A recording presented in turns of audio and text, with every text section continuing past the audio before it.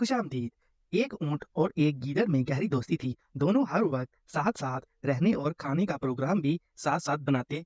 एक दिन इन्होंने खरबूजे खाने का प्रोग्राम बनाया।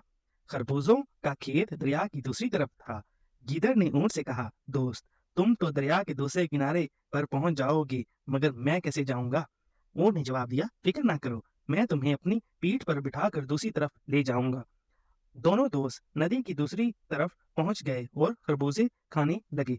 गीदड़ का पेट क्योंकि छोटा था, जल्द भर गया। इसने खेत के किनारे बैठकर चीखना शुरू कर दिया। ऊंट ने गीदड़ की मिन्नत समाजत की, दोस्त ऐसा ना करो, एक तो अभी मेरा पेट नहीं भरा और दूसरा तुम्हारी आवाज सुनकर किसान आ जाएगा और मेरी खूब पिटाई करेगा।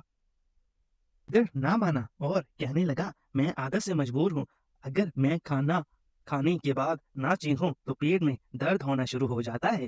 गीदड़ शोर मचाता रहा और इसकी आवाज सुनकर किसान और इसके बेटे लाठियां लेकर पहुंच गए। गीदड़ तो झाड़ियों में छुप गया, मगर ऊंट को इन्होंने बहुत मारा।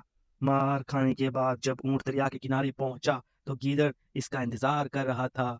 गीदड़ फिर ऊंट की पीठ पर सवार हो गया। जैसे ही वो दरिया के दरमियान पहुंचा, ऊंट ने पानी में गोता लगाना चाहा। गीदड़ ने कहा, दोस्त, ये क्या करते हो? मैं डूब जाऊंगा, खुदा के लिए ऐसा ना करो। ऊंट ने जवाब दिया, खाना खाने के बाद अगर मैं ना नहाऊं तो पेट में शदीद दर्द होने लगता है। ये कहकर इसने गोता लगाया। गीदड़ तेज लहरों में बह गया और चंद गोते खाने के बाद डूब गया। दोस्तों, कभी कभी सजा के तौर पर बदला भी लेना चाहिए ताकि आइंदा ऐसा ना हो। लेकिन बेहतर यही है कि जो हमसे बुरा सलूक करे, हम इससे अच्छे तौर पर पेश आए। इस तरह अल्लाह दूसरों के दिलों में हमारी मोहब्बत डाल देंगे। अगर हमारी